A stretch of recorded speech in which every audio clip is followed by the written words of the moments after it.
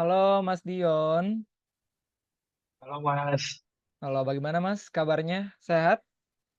ya Alhamdulillah kabar baik. Gimana Mas, kabarnya juga? Alhamdulillah Mas sehat, masih semangat untuk di kelas terakhir kali ini Mas. Baik, Mas Dion sudah siap untuk memberikan materi kepada teman-teman pada hari ini? Insya Allah siap Mas.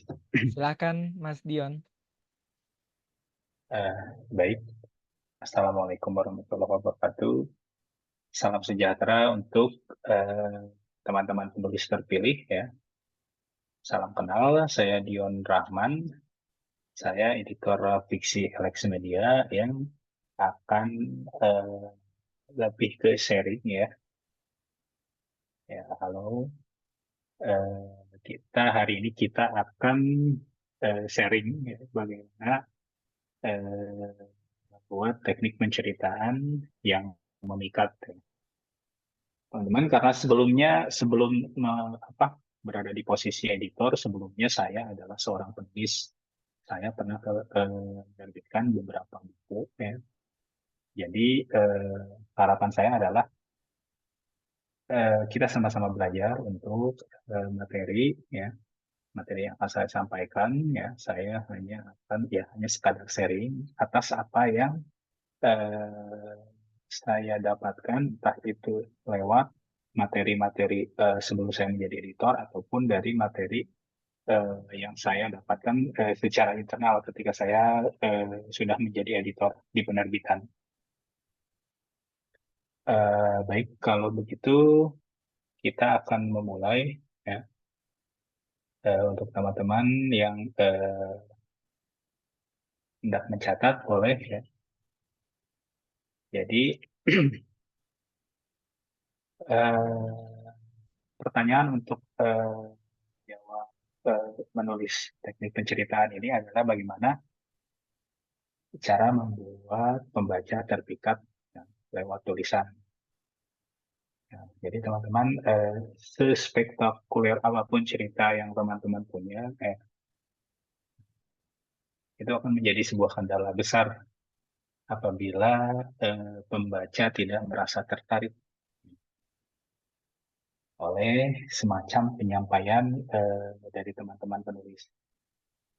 Nah, jadi bagaimana cara membuat pembaca terpikat lewat tulisan? Salah satunya adalah dengan teknik penceritaan. Nah, bisa di slide berikutnya, Mas.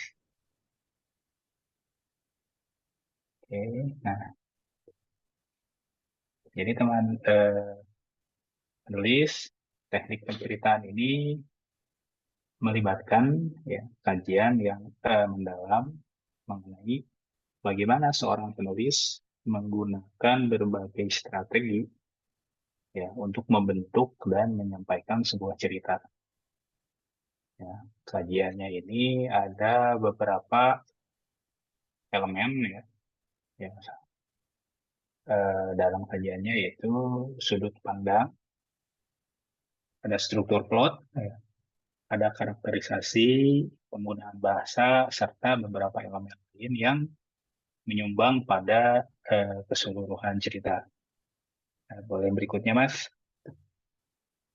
Ya, berikutnya lagi.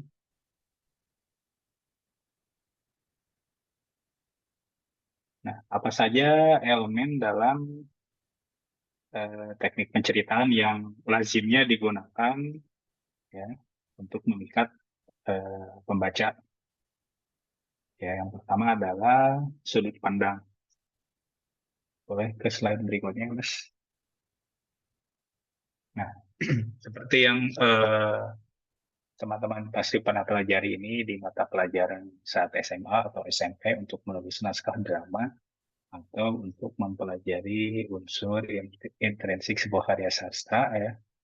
Teman-teman, saya lihat dari background teman-teman sudah ada beberapa yang memang eh, lebih spesifik sudah mempelajari ya soal teknik penulisan, sudah hafal, sudah bisa mempraktekannya. Tapi kita mencoba kilas balik mengenai sudut pandang. Nah, di sini ada 3 sudut pandang yang lazim kita gunakan dalam karya sastra. Ya, yang pertama adalah sudut pandang orang pertama. Nah, sudut pandang orang pertama ini adalah isinya adalah narator ya sebagai tokoh dalam cerita dan biasanya menggunakan aku atau saya atau kami. Biasanya sudut pandang orang pertama ini digunakan oleh seseorang yang belajar menulis ya. Karena apa? Karena sudut pandang orang pertama ini adalah yang paling mudah. Kita sebagai penulis hanya tinggal memposisikan sebagai narator ya. Jadi untuk narasi, deskripsi ya hanya melewati penginderaan kita ya itu kita akan merasa lebih relate, merasa lebih dekat karena kita hanya memposisikan diri kita sebagai tokoh utama. Jadi gambarannya adalah apa yang kita lihat, ya, apa yang kita dengar, apa yang kita rasakan bisa kita tuliskan secara langsung. Ini adalah salah satu teknik yang eh, kita menipu dalam tanda kutip pembaca. Itu hanya untuk memudahkan seorang penulis eh, bercerita. Berikutnya adalah sudut pandang orang ketiga terbatas. Nah, teman-teman, di sini narator bukan sebagai tokoh ya, berbeda dengan tadi, tetapi si narator ini hanya mengetahui pikiran dan perasaan satu tokoh saja. Sebenarnya kesamaannya adalah sudut pandang orang ketiga terbatas ini adalah sudut pandang orang pertama yang diubah ya. Yang awalnya aku, dia berubah menjadi dia. Ya. Nah, di sini saya untuk dia ini biasanya saya menggunakan dia sebagai manusia. Ya. Nah, eh, kalau iya, ya, IA, biasanya saya akan menggunakan itu bukan kepada manusia, bisa hewan, ya, bisa benda, atau apapun yang bukan manusia. Nah, berikutnya ada sudut pandang orang ketiga serba tahu. Nah, di sini narator mengetahui segala-galanya tentang semua tokoh, termasuk pikiran dan perasaan mereka. Bahkan, narator bisa menggambarkan keadaan melebihi penginderaan si tokoh dalam cerita. Nah, ini sebenarnya terdengar lebih mudah, tetapi menjebak teman-teman. Karena menggunakan sudut pandang orang ketiga serba tahu ini, kita harus memperkuat plot terlebih dahulu. Ya, dengan dengan plot yang kuat, kita akan tahu dalam satu scene atau satu bab kita akan menceritakan apa dan bahasan-bahasan tersebut akan lebih tepat ya, disuarakan, didialogkan ya, oleh siapa saja. Nah, karena kebanyakan beberapa penulis yang menggunakan sudut pandang orang ketiga serba tahu ini karena mungkin dia sedikit goyah ketika dalam proses penulisannya akan sedikit membingungkan ya karena perpindahan dari satu kepala atau satu tokoh ya, ke tokoh lainnya itu biasanya kurang smooth ya, dan itu akan membingungkan pembaca. Untuk itu, saya menyarankan ketika teman-teman penulis yang hendak menggunakan sudut pandang orang ketiga serba tahu, itu teman-teman harus benar-benar memperkuat plot terlebih dahulu supaya tidak kececeran, ya, tidak membingungkan pembaca nanti. Nah, teman-teman penulis dengan mengenali dengan pasti sudut pandang yang digunakan, ya, dan untuk mempertimbangkan kesannya terhadap persepsi pembaca, ya. Jadi eh, sebagai gambaran sederhananya, sudut pandang orang pertama ini memberikan pandangan subjektif dan mendalam tentang tokoh utamanya. Sementara sudut pandang orang ketiga yang terbatas atau serba tahu, ya, memberi gambaran yang lebih luas mengenai cerita. Nah, berikutnya, Mas. Nah, saya ada sampel novel, ya, To Kill a Mockingbird dari Harper Lee. Nah, di sini di novel ini teman-teman barangkali ada yang sudah membacanya atau yang belum boleh apa, boleh dicari karena ini adalah bacaan yang bagus.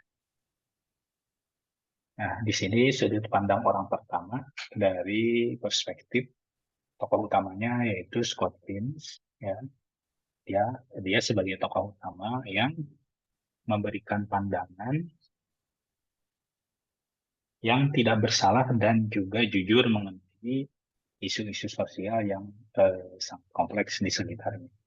Jadi sebenarnya ini sudut pandang orang pertama, seperti yang saya jelaskan di awal, bahwa ini sebenarnya bisa sudut pandang yang menipu. Ya. Jadi cara pandang penulis terhadap sesuatu ini bisa dipakai lewat si tokoh. Oke, baik. Untuk poin berikutnya ada plot dan struktur ya. Nah, teman-teman harus memperhatikan bagaimana plot itu disusun ya sebagai bagian dari teknik penceritaan yang memikat. Di sini teman-teman bisa mengupayakan dengan pengenalan ya, peningkatan aksi, klimaks, terus penurunan aksi dan penyelesaian. Nah, untuk pengenalan ya, saya akan membahas mengenai pengenalan yang menarik. Nah, dari segi plot sebenarnya saya eh, saya harap teman-teman di sini tidak ada lagi yang menggunakan adegan pertama dengan adegan bangun tidur, karena itu sudah sangat lawas dan itu akan membosankan ya bagi pembaca. Jadi eh, salah satunya adalah itu untuk menghindari apa pembaca bosan adalah tidak menggunakan adegan bangun tidur. Berikutnya adalah pengenalan. Nah, dari segi pengenalan sebenarnya materi ini akan masuk ke materi keseimbangan antara tell ya dan show, ya, bagaimana kita menggambarkan sesuatu atau menggambarkan seseorang ya, tidak full dengan narasi atau tidak dengan deskripsi. Jadi kita akan menyimbangkan keduanya atau bahkan kita akan melibatkan dialog untuk eh, memberikan gambaran pengenalan entah itu tokoh utamanya atau tokoh lainnya. Nah, di sini tuh kita akan lebih fokus kepada strukturnya, ya, bagaimana eh, kita bisa menghadirkan sebuah cerita yang menimbulkan ketegangan dan minat pembaca. Jadi bagian tersebut kita upayakan tidak menggunakan hal-hal yang memang bisa kita katakan ketinggalan zaman. Jadi benar-benar harus memperhatikan dua elemen sih yang menurut saya. Adegan pembukaan, terus pengenalan. Dan berikutnya memang harus seimbang. Nah, berikutnya Mas, saya ada sampel novel 1984 karya George Orwell. Di sini teman-teman, ya, kalau memang ada yang baca karya-karyanya yang lain, ya, hampir serupa, ya, bahwa di sini penulis itu mengatur plotnya dengan peningkatan ketegangan yang konsisten, ya, dari awal, terus dia mainnya kemudian hingga klimaks, ya, yang mendebarkan diikuti dengan penyelesaian yang suram penulisnya. Eh, Poin berikutnya, Mas, kita akan mencoba membentuk karakterisasi untuk buat pembaca terpikat. Nah, yang perlu teman-teman lakukan adalah meninjau cara si tokoh ini dibangun melalui tindakan, ya. Ya, jadi kita sebagai penulis tidak harus terpaku pada narasi atau deskripsi. Nah, kita harus bermain di tindakan, lebih ke show, ya, juga dalam dialog. Sebenarnya dalam novel, apalagi cerpen ya, teman-teman yang sudah menulis cerita pendeknya untuk event ini, sebenarnya beberapa teman teman-teman yang sudah menuliskannya dan berhasil itu adalah adalah semacam bukti ya untuk teman-teman bahwa teman-teman bisa mengemas cerita sependek itu ya, ya, dengan membangun cerita lewat tindakan si tokohnya, lewat dialognya. Nah, dialog ini lebih ke seorang penulis akan sangat berhati-hati dalam menuliskan dialog, terlebih dalam sebuah karya cerpen. Dialog ini akan menggambarkan tokoh tadi ya, karakternya. Jadi ketika teman penulis menciptakan seorang karakter yang sinis, bagaimana cara dia berdialog? Dia kemungkinan adalah dia tidak akan berbahasa basi, atau kalaupun dia menggunakan bahasa basi, dia akan menciptakan metafora juga. Ini adalah mereka akan dari segi dialog ini akan menggambarkan seperti apa karakter yang kamu buat. Nah, dalam karakterisasi, teman-teman penulis juga harus mempertimbangkan bagaimana si tokoh ini berinteraksi ya dengan tokoh lainnya dan kemudian berubah dari awal sampai akhir. Dalam artian berubah, kan cerita klise seperti orang jahat menjadi orang baik ya, tidak harus seperti itu, tetapi bagaimana pandangan si tokoh utama ya, setelah mendapatkan berbagai masalah yang dia hadapi dari awal sampai akhir, kemudian ada sesuatu yang berubah dalam diri. Nah, berikutnya Mas, saya kasih sampel. Nah, untuk karakterisasi ini teman-teman bisa belajar dari salah satu novel klasik ini. Ya. Novel Sejuta Umat, saya yakin beberapa persen dari penulis sudah membacanya atau menonton filmnya.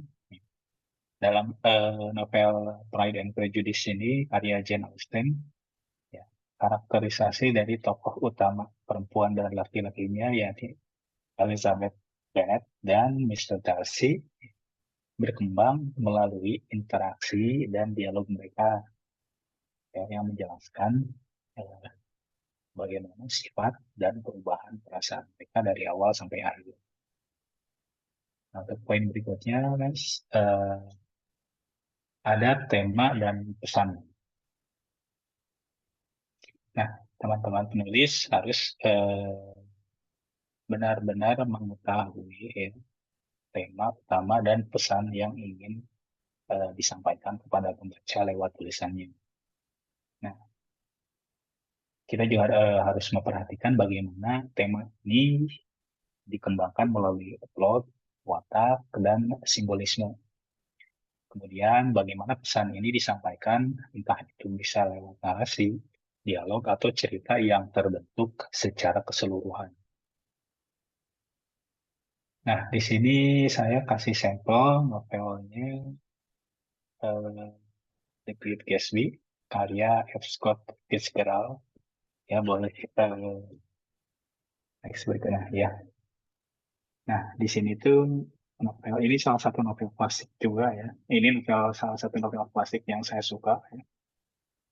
Di sini temanya adalah American Dream dan kemerosotan moral ya, yang diperlihatkan melalui karakter utamanya yaitu Jay Gatsby dan interaksinya dengan tokoh-tokoh lain. Nah, di sini tuh temanya jelas ya, tema dan pesannya jelas. Nah, dari novel ini juga sebenarnya kita bisa belajar mengenai sudut pandang penceritaan yang menarik. Di sini kita melihat bahwa tokoh utamanya di sini menggunakan sudut pandang orang pertama, ya, dia merasa dirinya tidak menarik. Kemudian dia mendapati seorang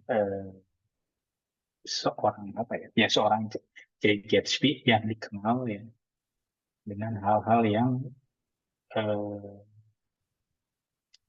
di luar kebiasaan si tokoh utamanya. Maka ini isi ceritanya adalah hidupnya seorang Jay Gatsby, ya, tapi diceritakan oleh sudut pandang orang lain. Ini novel klasik yang sudah diterjemahkan. Ya. Teman-teman bisa membaca versi aslinya atau versi terjemahan. untuk belajar lebih jauh mengenai penyampaian tema dan pesan yang kuat, juga mengenai sudut pandang. Untuk berikutnya ada poin simbolisme dan gambaran. Ya, perhatikan penggunaan simbol dan gambaran yang menambah lapisan makna cerita. Nah, jadi di sini kita harus menganalisis bagaimana simbolisme dapat menyokong tema dan tokoh. Nah, sebenarnya tadi saya sempat ngobrol juga sama eh, Mas Mufi ya mengenai ada satu cerpen ya, yang sedikit memberikan gambaran mengenai simbolisme ini. Ya. Jadi cerpennya adalah seorang mahasiswa KKN ya, dari eh, kesehatan masyarakat, kemudian dia eh, dipindahkan dia KKN di tempat yang memiliki keyakinan agama yang berbeda dengan lingkungan sekitarnya. Di sana ada gambaran-gambaran atau simbol-simbol yang memang eh, dipertegas ya, mengenai kehidupan, bagaimana kehidupan masyarakat di sana yang memang bertolak belakang dengan prinsipnya, dengan agamanya sendiri, terus penolakan dari warga sekitar mengenai keberadaannya atau peran-peran KKN di sana adalah salah satunya adalah dengan melakukan hitan kepada anak laki-laki, ya, yang mana itu bertentangan dengan keyakinan masyarakat sekitar yang menganggap bahwa itu merupakan dari Islamisasi. Sementara sudut pandang dari tokoh utamanya, yang mahasiswa yang sedang KKN, dia mencoba memberikan penjelasan bahwa ini adalah bagian dari kesehatan. Dan ini saya mengambil sampelnya ya, bahwa gambaran di sini bisa gambaran cerita tersebut ya bisa memberi gambaran dari eh, contoh simbolisme. Nah, berikutnya Mas, dalam novel yang sudah ada, saya juga ngasih eh, contohnya novel Moby Dick, ya, karya Herman Melville. Ya, nah, sementara di sini simbolismenya ini adalah seekor ikan paus ya, ya, yang di sini katanya melambangkan banyak sekali perkara ya, termasuk ketakjuban dan kuasa alam yang tidak terkira. Nah, berikutnya poin ke-6, gaya bahasa. Nah, ini gaya bahasa ini eh, kalau saya melihat dari sudut pandang editor ya, ada adalah persentase yang paling banyak dari tugas bagaimana kita akan mengemas eh, sesuatu secara menarik.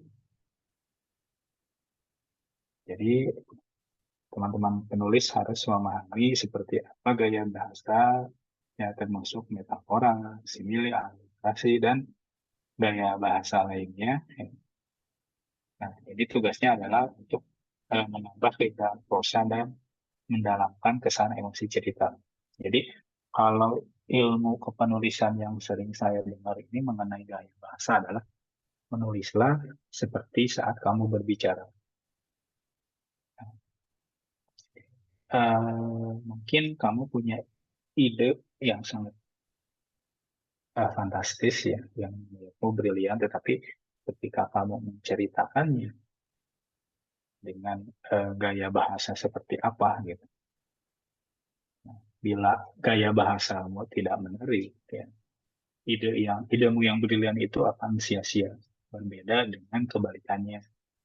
Nah, misalkan eh, saya kasih contoh seorang siswa SMA, saat melakukan perjalanan ke sekolah, dia melihat kecelakaan melihat secara langsung sebuah kecelakaan setelah itu dia melanjutkan perjalanan kembali ke sekolah. Nah, di sekolah itu dia langsung bercerita kepada temannya, sementara temannya punya latar belakang ayahnya seorang polisi lalu lintas. Dia setiap hari ya, setiap hari dia selalu mendengarkan kabar semacam itu, kecelakaan atau apalah dari ayahnya. Nah, sementara ketika dia mendengarkan kisah si temannya yang melihat kejadian kecelakaan ini, dia masih tetap menyimak.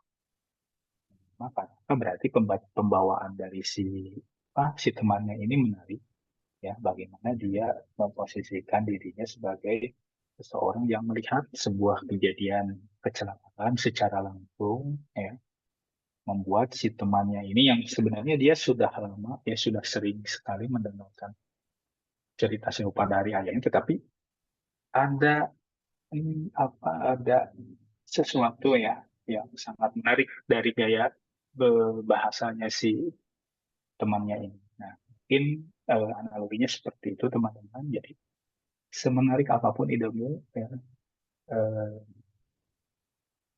kita harus benar-benar fokus bagaimana cara menyampaikan ide tersebut ya dengan baik, dengan gaya bahasa yang semenarik mungkin. Berikutnya saya ada sampel dari novelnya 100 Years of Solitude karya Gabriel Garcia Marquez. Nah, dalam novel ini kita akan belajar eh, melihat gaya bahasa yang kaya ya, dengan deskripsi dan juga metafora ya, yang telah menyumbang suasana yang magis dan cerita yang epic. Nah, dari sudut pandang editor, saya bisa memberikan gambaran bahwa naskah yang masuk ke redaksi itu banyak sekali, teman-teman penulis. Ya. Dan secara garis besar tema atau ide itu, kita akan bisa melihat kesamaan satu sama lain. Dalam artian, oh ide ini bisa sama dengan ide buku yang sudah terbit. Ya. Nah, ternyata yang kita lihat adalah bagaimana cara si penulis mengemas ide yang generik ini, dia kemas dengan gaya bahasanya sendiri, dengan caranya sendiri, dengan sudut pandangnya sendiri. Nah, itu yang membedakan. Jadi dalam gaya bahasa ini saya juga sering mendengar bahwa kalimat pertama dalam sebuah novel ini bersifat kritis, ya, yang akan menjadikan apakah novel ini akan dibaca selanjutnya akan dibaca atau mungkin saya akan dari sudut pandang editor saya akan memilih mengembalikannya lagi.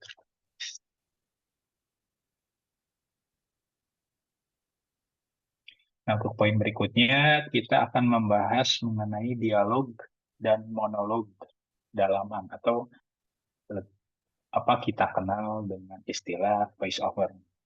Nah, teman-teman penulis selain tadi selain tadi dari narasi, deskripsi, dialog ya, dialog secara langsung, ternyata ada peranan voice over dalam cerita. Ya, jadi kita bisa melihat bahwa dialog ini berperan untuk menggerakkan plot ya, dialog dari satu tokoh ke tokoh lain, sementara monolog ini akan memberikan pandangan yang lebih mendalam lagi mengenai pikiran dan perasaan tokoh. Ya. Ini salah satu bentuk bahwa kita harus menciptakan karakter yang semanusiawi mungkin ya, ketika dia memberikan pandangan lewat dialog, tetapi ternyata karena alasan ya satu dua alasan dia memilih tidak mengutarakannya dan dia lebih memilih mengutarakannya dalam hati ya, dalam pikiran, yaitu berupa monolog ya, yang salah satunya adalah fungsinya untuk mendukung plot juga memperlihatkan karakter dari si tokoh yang sedang dibahas. Nah, untuk berikutnya saya kasih sampel novel Crime and Punishment ya. karya Fyodor Dostoevsky. Ya, di sini di novel ini ada banyak voice over dari tokoh utamanya dari Raskolnikov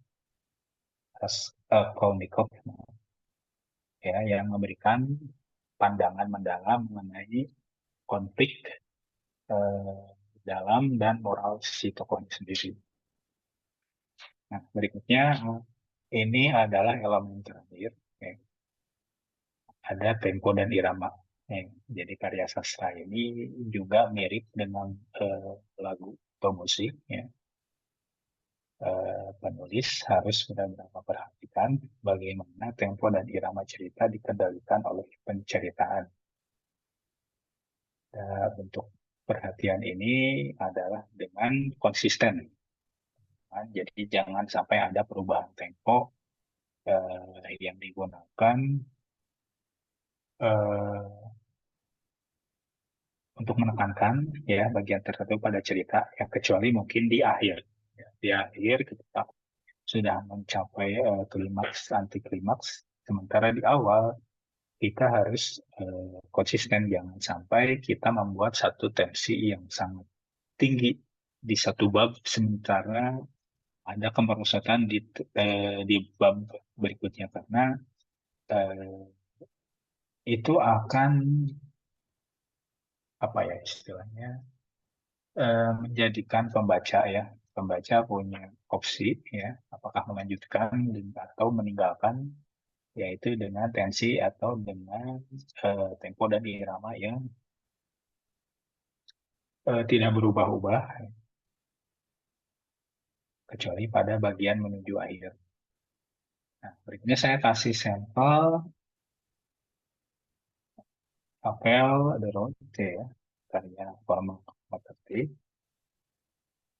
Di sini itu penulis membangun tempo yang perlahan-lahan ya, dan dialog yang minim. Ini akan menggambarkan ya, mencerminkan keadaan yang sunyi dan juga keputusasaan dunia pasca apokaliptik. Nah, itu teman-teman, dari 8 elemen ini semuanya keseluruhannya penting ya.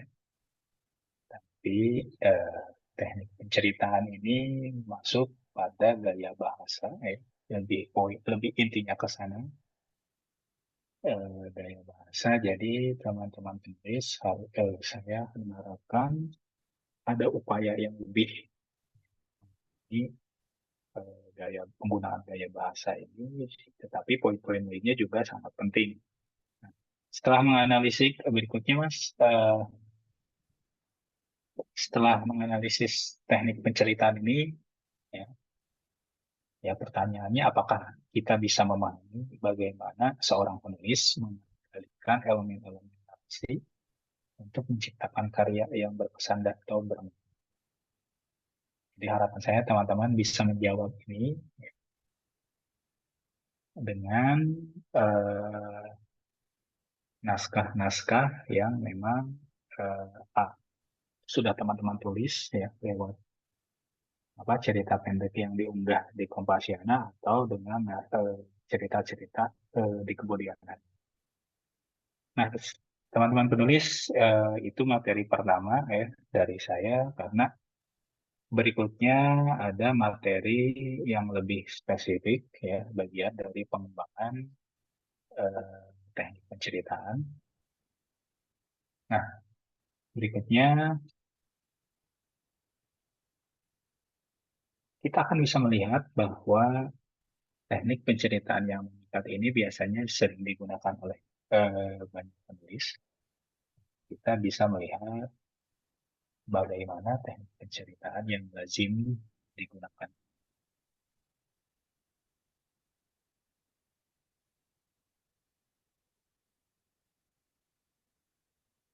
Yang pertama adalah teknik penceritaan flashback.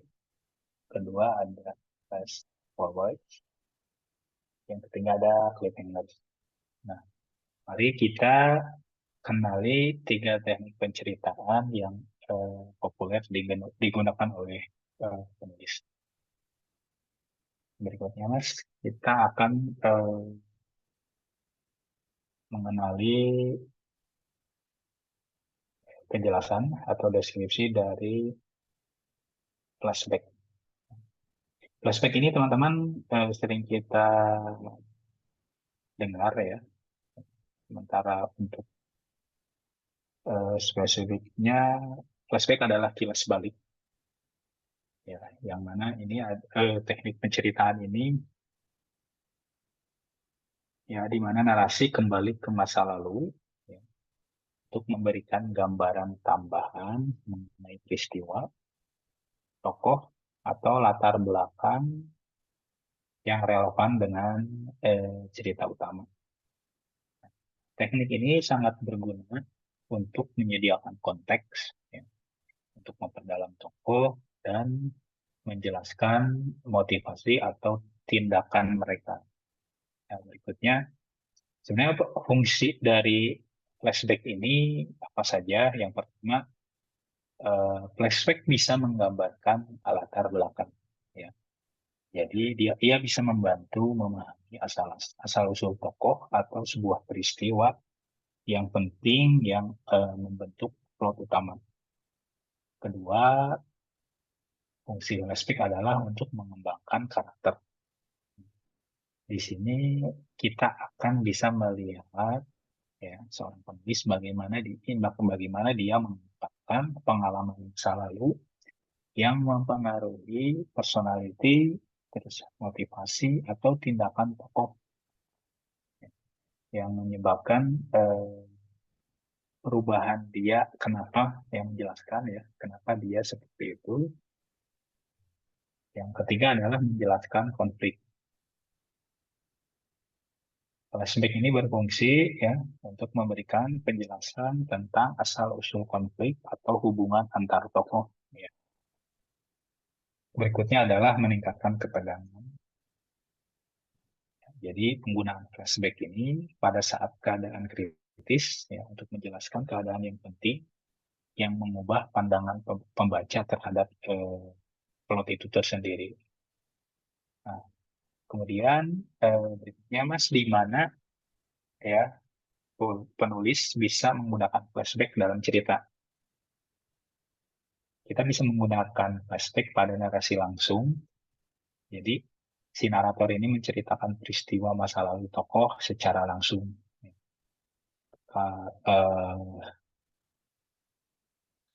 Itu bisa dalam bentuk dialog atau narasi yang memang biasanya digunakan penggunaan tanda huruf miring ya untuk menjelaskan masa lalu secara langsung biasanya. Berikutnya bisa kita gunakan pada memori tokoh. Ya. Jadi si tokoh utama ini mengingat kembali pengalaman masa lalu ya melalui monolog dalaman ya atau voice over ataupun lewat dialog. Berikutnya lewat objek atau simbol. Nah, objek atau simbol tertentu ini bisa mencetuskan ingatan masa lalu, membawa membawa pembaca ya pada kilasan balik si tokohnya. Ini objek atau simbol ini bisa berupa nah ini surat atau dokumen ya penggunaan surat, diari, rekaman, foto, lagu atau dokumen lain yang dapat mengingatkan tokoh pada peristiwa masa lalu.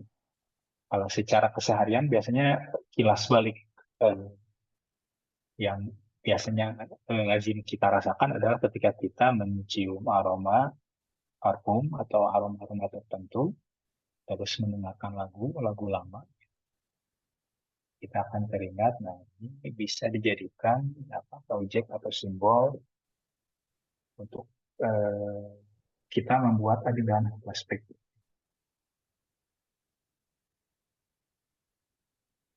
Berikutnya adalah, nah, pertanyaan berikutnya adalah kenapa pembaca merasa perlu bahwa dalam cerita yang kamu tulis ini kenapa ada flashback gitu ya? Maksudnya apakah itu perlu atau tidak gitu. Nah, untuk poin-poinnya adalah flashback ini ada untuk menyediakan konteks. Jadi untuk membantu pembaca memahami peristiwa dan tokoh ya, dengan lebih mendalam lagi. Terus kegunaan keduanya adalah menambah ketegangan dan antisipasi. Nah, flashback ini boleh digunakan ya, digunakan oleh teman-teman untuk menggantung plot utama, ya, menambah ketegangan dan juga membuat pembaca lebih ingin tahu tentang perkembangan cerita berikutnya. Nah, jadi mungkin ini ada kaitannya dengan kausalitas ya, yang mana sebenarnya si tokoh A ini berubah karena apa sih? Apakah dia punya masa lalu atau traumatis di masa lalu yang menyebabkan dia menjadi seperti itu? Nah, mungkin itu adalah eh, kegunaan dari flashback. Ya. Yang ketiga adalah menyusun narasi yang kompleks. Di sini kegunaan flashback ada bagi penulis ya, bisa membuat penulis bisa menciptakan narasi yang kompleks ya dan juga berlapis ya, menjadikan cerita lebih menarik dan juga mendalam. Nah, berikutnya,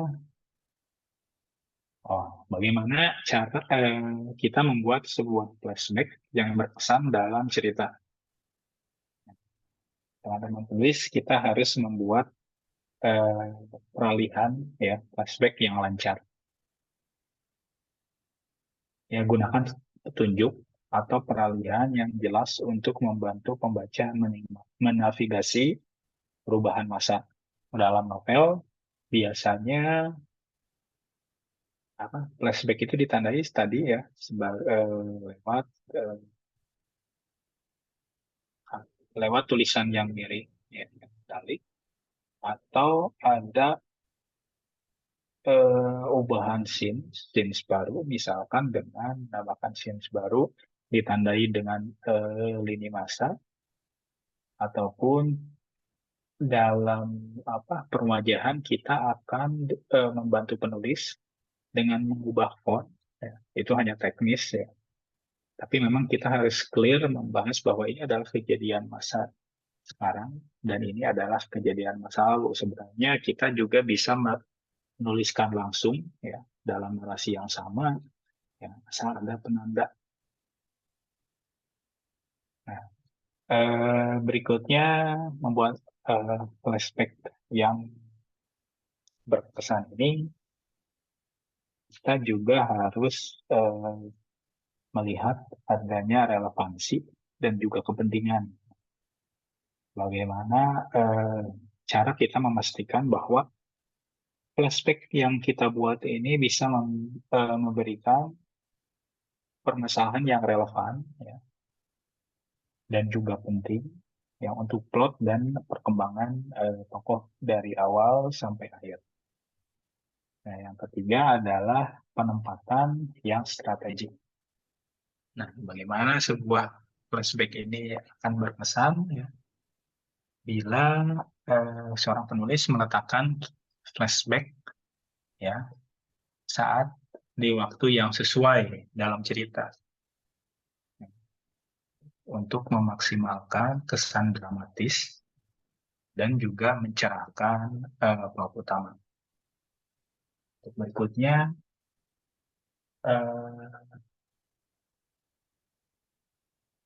contoh. Nah, untuk contoh novel yang menggunakan flashback, ya, To Kill a Mockingbird-nya Harper Lee masuk lagi.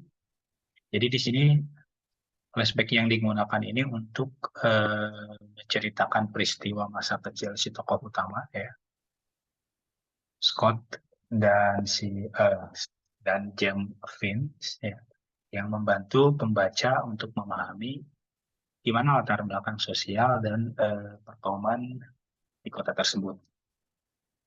Nah, berikutnya ada Wuthering Heights, ya, yang Emily Blunt. Jadi di buku kedua ini dia pada narasi utamanya ini sering diselingi dengan kilasan balik atau flashback yang menceritakan sejarah keluarga Shaw dan Lyndon. Ya, jadi dia memberikan konteks pada konflik dan hubungan yang sangat kompleks. Nah, contoh novel ketiga ini ada The Kid Runner ya oleh Khalid Hosseini. Nah, ini salah satu novel yang semacam referensi di tiap pas penulisan bahwa kalau kita ingin menulis novel yang bagus, bacalah novel ini. Di sini flashback yang digunakan oleh penulis ya di The Kid Runner ini untuk menjelaskan seperti apa sih masa kecil Amir ya atau tokoh utamanya di saat di Afghanistan. Nah, ini flashback ini memainkan peran yang sangat penting dalam memahami rasa bersalah dan juga penebusan dalam plot utamanya. Berikutnya, nah teman-teman penulis ya ini perlu dicatat bahwa flashback ini adalah teknik yang kuat dalam sebuah penceritaan. Ya. Bila digunakan dengan bijak, ya, dengan bijak artinya adalah sesuai dengan porsinya. Nah, dia bisa memperkaya narasi, ya, memperdalam tokoh, dan meningkatkan kesan emosi cerita bagi pembaca. Berikutnya kita akan membahas mengenai ya, flash forward. Nah, flash forward ini kebalikan dari flashback, ya, kilasan masa depan, ya, yakni teknik penceritaan di mana narasi ya, akan lompat ke masa depan untuk menunjukkan sebuah peristiwa yang akan datang. Nah, teman-teman, teknik ini digunakan untuk memberikan petunjuk mengenai apa yang akan berlaku atau menciptakan terkaan-terkaan dan menambah dimensi pada cerita. Ini lazimnya digunakan pada cerita atau novel science fiction ya. Yang memang sebagai prolog dia menyampaikan keadaan di masa depan seperti apa, kemudian pada scene-scene berikutnya atau pada bab awal itu akan menceritakan bagaimana semua itu berawal. Nah, kita akan melihat fungsi dari flash forward ini, teman-teman. Nah, jadi yang pertama adalah menciptakan terkaan. Nah, ini poin yang penting karena kita akan membuat pembaca untuk merasa tertarik ya, dengan memberi gambaran mengenai peristiwa yang terjadi di masa depan. Ya, berikutnya menggambarkan akibat. Nah, di sini fungsi dari flash forward ini menunjukkan kesan atau akibat dari tindakan yang diambil oleh tokoh-tokoh dalam cerita. Terus fungsi lainnya adalah menambah kompleksitas dari narasi. Ya. Jadi penulis bisa memberi dimensi tambahan ya kepada plot dengan menambahkan lapisan waktu yang berbeda. Dan keempat adalah mengembangkan tema. Ya. Jadi fungsinya bisa menunjukkan perkembangan tema cerita dengan memberikan contoh gambaran dari masa depan. Nah, kita akan mencari tahu di mana flash forward ini digunakan dalam cerita.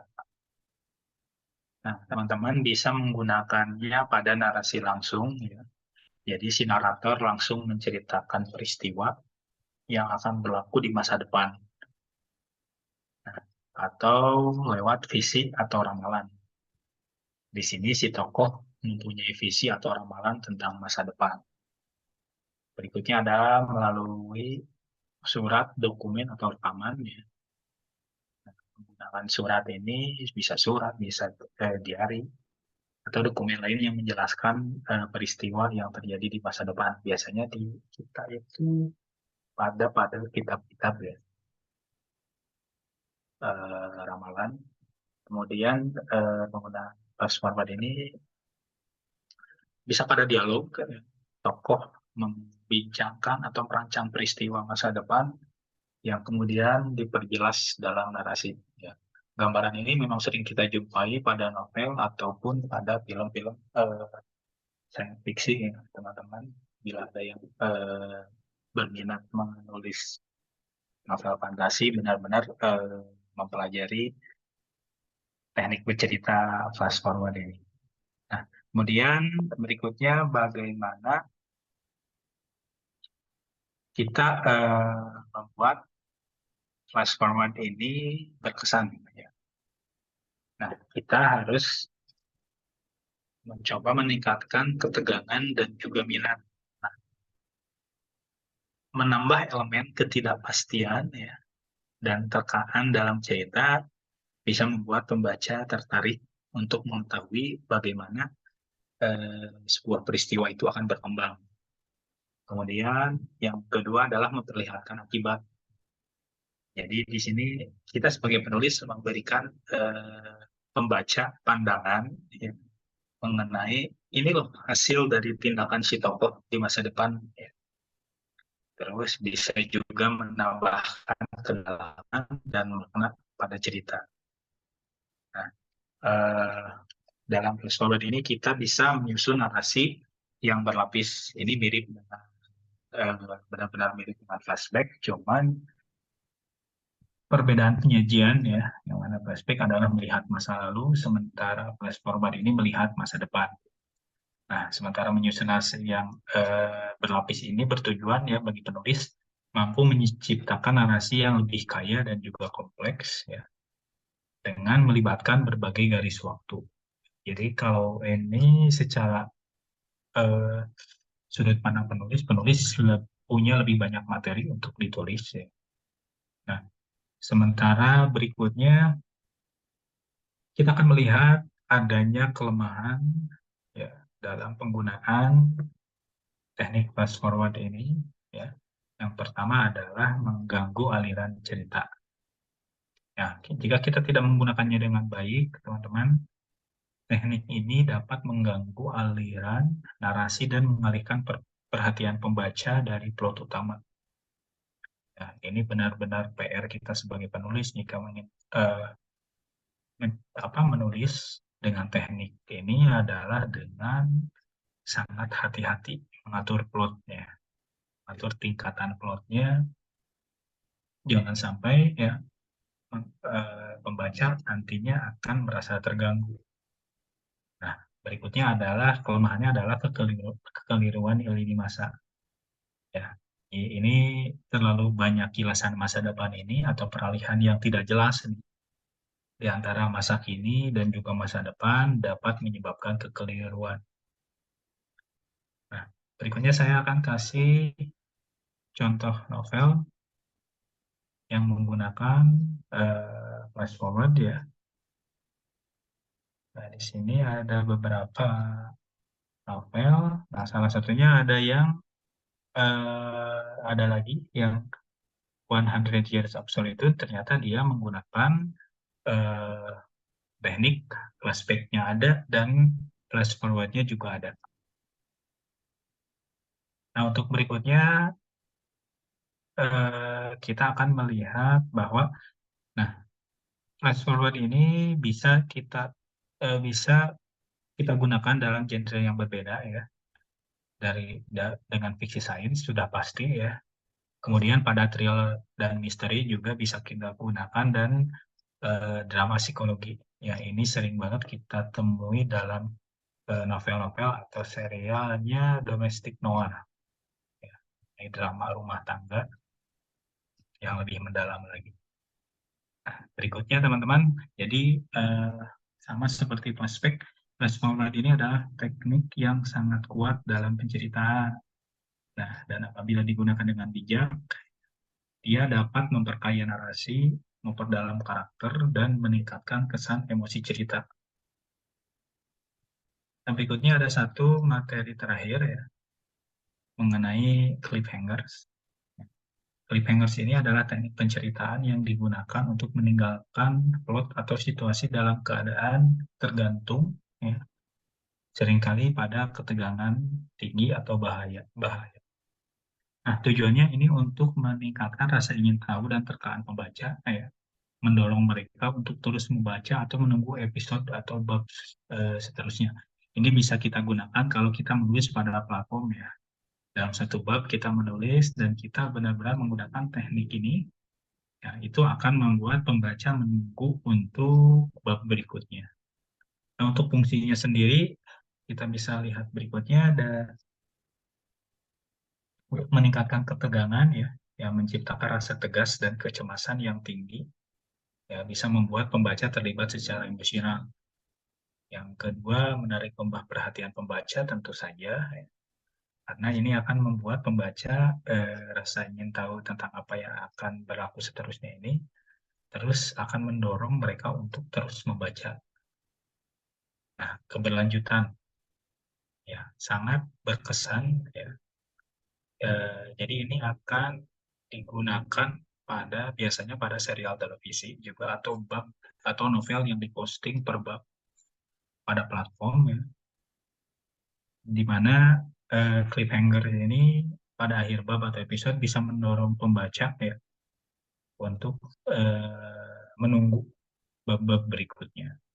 Yang keempat adalah membangun antisipasi, ya, menyediakan ruang bagi pembaca untuk berpikir dan menerka-nerka mengenai perkembangan cerita berikutnya.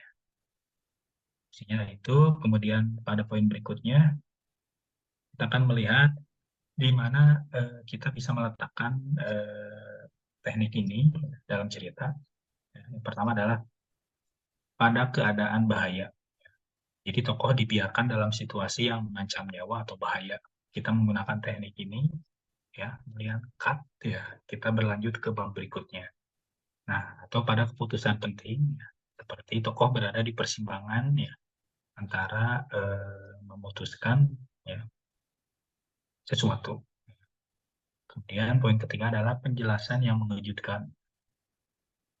Nah, ini bisa digunakan pada ketika tokoh dalam cerita menjelaskan perihal yang mengejutkan atau rahasia pada saat-saat terakhir.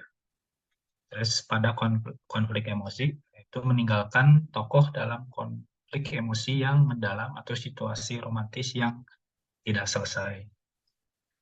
Berikutnya bagaimana cara membuat cliffhangers yang berkesan dalam cerita. Nah,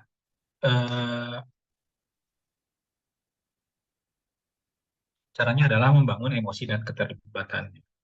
Jadi ya, kita akan membuat pembaca merasa terlibat secara emosional dan terikat dengan cerita yang kita buat. Terus berikutnya adalah memacu keberlanjutan membaca. Cliffhanger ini kalau kita buat secara efektif ya, bisa memacu pembaca untuk terus membaca, menjadikan buku sukar untuk diletakkan. Terus yang ketiga adalah menciptakan diskusi dan teori konspirasi. Diskusi dan ini mungkin akan berdebat ya, membuat teori tentang apa yang akan berlaku selanjutnya, terus meningkatkan keterlibatan dalam komunitas pembaca. Nah, ini sering sekali kita dengar, kita saksikan bagaimana pembaca membuat spekulasi-spekulasi tersendiri gitu, apalagi bukunya benar-benar diakhiri dengan teknik ini, kemudian akan ada dari penerbit memberikan bocoran bahwa ini akan ada buku keduanya. Nah, berikutnya adalah kelemahan dari teknik ini. Nah, kelemahannya itu sebenarnya bisa membuat frustasi pembaca ya. Nah, jadi kita sebagai penulis jangan terlalu sering ya, membuat teknik ini, maksudnya teknik ini hanya digunakan untuk beberapa bagian saja ya, tapi jangan terlalu sering ya, karena bisa jadi membuat pembaca frustasi dan bosan ya. Nah, ada pula kelemahannya itu membuat pembaca merasa tidak puas. Ya. Nah, jika tidak diselesaikan dengan cara yang memuaskan, ya, ia bisa meninggalkan kesan merasa tidak puas dan tertipu. Nah, kemudian elemennya adalah keseimbangan, ya. Gunakan teknik ini dengan seimbang, ya, tidak terlalu sering sehingga membuat jenuh atau terlalu sedikit sehingga pembaca merasa kehilangan. Kemudian elemen berikutnya adalah relevansi dan kepentingan juga, ya. Pastikan teknik ini relevan dengan plot utama dan benar-benar menambah ketegangan cerita. Jadi kita benar-benar harus selektif untuk memilih teknik. Ya. Jangan sampai semua genre kita pakai atau setiap bab kita pakai atau bercampur, ya. Nah, kemudian elemen lainnya adalah penyelesaian yang memuaskan. Kita harus memberikan penyelesaian yang memuaskan di bagian yang seharusnya cerita untuk memastikan pembaca tidak merasa tertipu. Nah, contoh yang menggunakan teknik cliffhangers ini kita akan melihat di novel Harry Potter, ya. Otomatis karena dia adalah novel berseri. Berikutnya juga di Hunger Games, Susan Collins, ya. Di mana tiap ending pasti dia menyelipkan ending yang menggantung, ya, yang akan membuat pembaca seperti tadi membuat apa namanya? Membuat spekulasi atau konspirasi kira-kira yang akan terjadi berikutnya adalah ini nih. Nah, dan ada A Song of Ice and Fire. Ya. Nah, dalam genre berbeda, cliffhangers ini bisa digunakan pada thriller dan misteri, ya. Sudah pasti, ya. Fiksi sains dan fantasi, terus drama dan romance. Nah, berikutnya teman-teman, jadi cliffhangers ini catatannya adalah penceritaan yang kuat, ya. Apabila digunakan dengan bijak, ya, itu akan memperkaya narasi dan membuat menimbulkan, ya, minat pembaca. Nah, kurang lebih itu yang bisa saya sampaikan mengenai teknik penceritaan, ya.